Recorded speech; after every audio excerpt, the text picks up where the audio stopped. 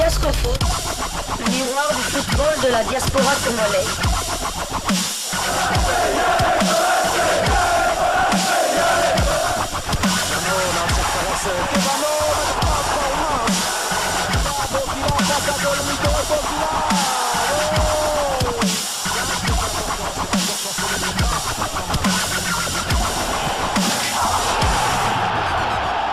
Diascofoot, le miroir du football de la diaspora congolaise. Vous êtes en train de suivre Diascofoot, le miroir du football de la diaspora congolaise.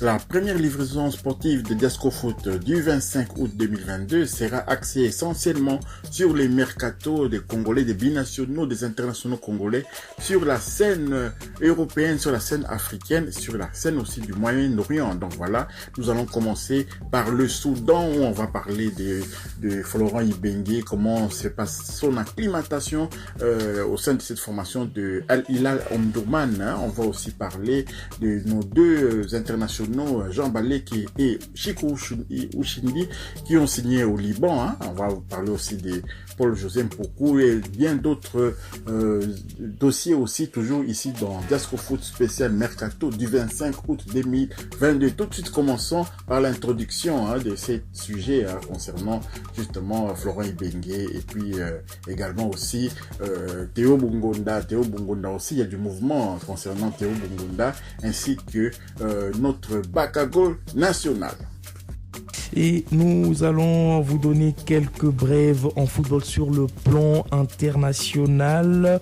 Une belle entrée pour Jean-Florent Ibenge, Glody Lilé pour Maccabi avec le club soudanais d'Al Hilal. Ils se sont imposés pour leur première sortie en amical. C'était mardi face au club ghanéen d'Assanti Kotoko. Florent Ibenge et son groupe se sont imposés sur le score de 2-0 à Omdurman Stadium.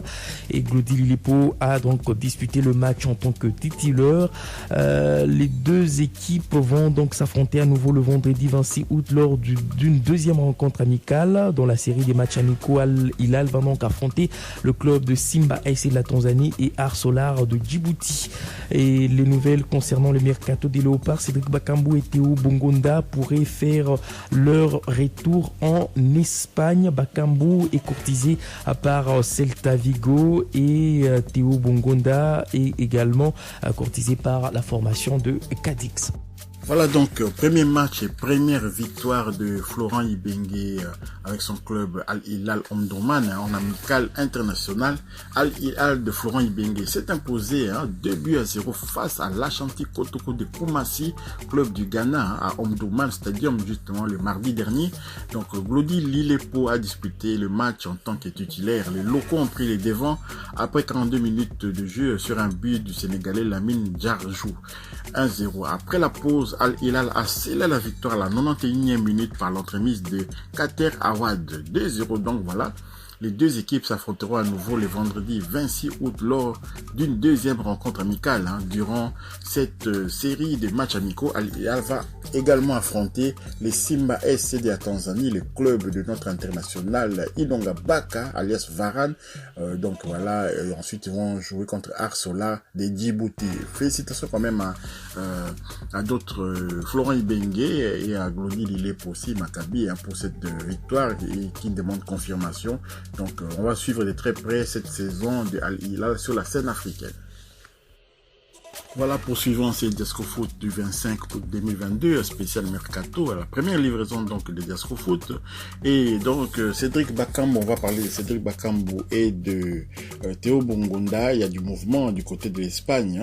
Les Celta de Vigo insistent vraiment pour s'attacher les services de Bakagol. C'est peut-être un retour en Ligue qui se dessine pour Cédric Bakambu, l'attaquant de l'OM qui peine à s'imposer dans son club serré dans les viseurs des Celta de Vigo. En effet, d'après les informations des Faro de Vigo relayées par Foot Mercato, Eduardo Koudé, entraîneur des Celta de Vigo, ne jurait que par l'arrivée du buteur congolais dans son effectif.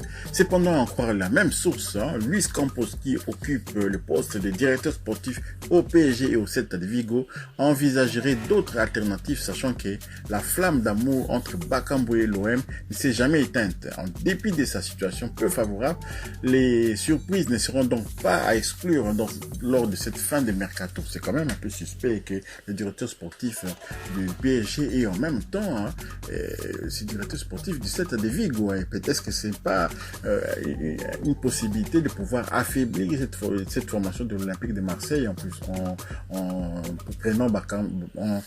prêtant par exemple Bakambu ou bien en réalisant les transferts de Bakambu vers le Celta de Vigo. Évidemment, ça sera l'Olympique de Marseille qui sera quelque peu déforcé. Vous savez, si Milik s'en va, c'est ici la confirmation du départ de Milik est vraiment dans l'actualité. Cela veut dire que l'Olympique de Marseille devrait maintenant composer rien qu'avec Alexis Sanchez et Luis Suarez. Donc là, vraiment, il y aura un petit souci du côté de la division offensive de l'Olympique de Marseille. Allons maintenant en Belgique pour prendre des nouvelles de Théo Bongonda. Longtemps annoncé sur les départs, Théo Bongonda en foi à l'idée de poursuivre son aventure avec le club belge du KRC Genk est toujours en quête d'un point de chute et proche d'un retour bien évidemment en Espagne. L'option est sérieusement envisagée. À en croire la presse espagnole, le Léopard serait à un pas de rejoindre Cadiz. Le Léopard pourrait faire son comeback en Liga quelques années après son passage à Balaidos où il a évolué sous les couleurs du Celta de Vigo. Et pour le moment, la signature est fermée parce que le KRC Genk se montre bien évidemment très gourmand. Toutes les parties n'ont pas encore trouvé d'accord sur les derniers détails de ce transfert. Quelques mois plus tôt, le KRC Genk réclamait encore 7 500 000 € pour laisser filer son ailier congolais sous contrat jusqu'à l'été 2023. Donc voilà, le KRC Genk tente de verrouiller, d'essayer quand même de récupérer des sous sur Théo Bongonda, un joueur que vous êtes en train de freiner, un joueur que vous êtes en train de mettre sur une voie de garage, mais en même temps vous demandez beaucoup d'argent. Je ne sais pas si c'est la méchanceté ou c'est quoi, mais on a remarqué, cela se passe souvent dans les clubs comme ça. Donc quand on veut se débarrasser d'un joueur et que les joueurs aimeraient bien rester ou bien que les joueurs a d'autres idées en tête, on s'arrange pour gonfler les montants du transfert et puis finalement les joueurs se retrouvent comme ça sur une voie de garage en train de dévaluer et il partira peut-être gratuitement. Donc voilà, courage à Théo Bongonda. Nous espérons quand même qu'il va très vite trouver un point de chute, que ce soit en Espagne ou bien ailleurs, mais absolument il faut qu'il reprenne sa forme parce que la RDC aura besoin de Théo Bongonda très en forme parce que nous avons des ailiers de feu. Vous savez, Silas Katompa du côté du VfB Stuttgart, c'est Meshak Elia aussi d'ailleurs qui va évoluer tout à l'heure sur la scène européenne avec son club de Young Boys contre les Belges d'Anderlecht. Le match se joue aujourd'hui à Bruxelles. Donc voilà, on a besoin de Théo Bongonda en forme pour que les Léopards puissent retrouver du poil de la bête. Fin d'aventure pour Paul-José Mpoku avec la formation turque de Konyaspor. L'aventure de Paul-José Mpoku au sein de cette formation turque n'aura duré qu'une année et quelques semaines. L'international congolais Paul-José Mpoku devrait changer d'air. Le milieu de terrain vient de mettre fin à son contrat qui est lié au club turc de Konyaspor. Je veux juste vous dire que j'ai décidé de mettre un fin à mon contrat avec Konyaspor pour une juste cause. Je tiens vraiment à remercier le coach Ilan Palout, son staff et tous mes coéquipiers pour la saison incroyable que nous avons vécue ensemble la saison dernière, a déclaré Paul-José Mpoku sur Instagram sans donner plus de détails. Le prochain jour, nous dirons peut-être un peu plus sur la prochaine destination de celui qui était il y a quelques années encore le capitaine du Standard de Liège. Le Standard de Liège qui est justement en grande difficulté dans la Jupiler Pro League. Est-ce que Paul-José Mpoku pourrait faire un comeback du côté du Standard de Liège? Ben voilà, Mpoku aussi devrait se remettre aussi en cause, en question de son état de forme déjà qui déclinait depuis quelques années. Comme ça on s'est rendu compte que Paul-José Mpoku n'avait plus la puissance physique, la vitesse et tout. Il était devenu un peu lourd, même au sein des Léopards on les prenait même plus. Donc voilà, c'est pas toujours la faute des autres, il faut aussi se remettre en question, surtout lorsque l'âge commence à avancer comme ça. Travaille beaucoup plus. Allez, courage Paul-José Mpoku, on attend la prochaine destination et la suite de ta carrière. Voilà, terminons cette première livraison de Diasco Foot du 25 août 2022 par les informations de Nechmet, un club du Liban qui officialise les arrivées de Jean Baleke et de Chiko Shindi, les deux attaquants du tout-puissant Mazembe Anglebert. Comme annoncé, Chiko Shindi et Jean Baleke tous ont rejoint le club libanais de Nechmet Football Club. Les deux attaquants congolais ont été présentés par le nouveau club le mercredi dernier, 24 août.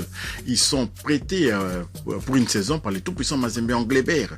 Neshmet Football Club comptera ainsi sur les services de Chico Shindi, revenu d'un prêt concluant à Young Africa de la Tanzanie. L'avant-centre Jean Baleke, qui n'a pas réussi à se faire une place dans l'effectif de Franck Dumas, aura lui la possibilité de se relancer sous les couleurs de ses clubs libanais à Neshmet Football Club. Donc voilà, Chico Shindi, Wakou Banza et Jean Baleke. Vraiment maintenant, nous espérons qu'ils vont pouvoir rebondir dans un championnat où peut-être il y a moins de Congolais, et donc ils vont pouvoir se consacrer essentiellement à leur carrière, parce que lorsqu'ils jouent, ils évoluent dans les championnats où il y a plein de Congolais comme ça, on est toujours un peu dans la distraction et tout, et comme en Tanzanie notamment, là on est dans la distraction, nos joueurs sont devenus des danseurs là-bas en Tanzanie, on veut vraiment du sérieux, et là peut-être dans cet isolement-là du Liban, ils pourront travailler dans la sérénité.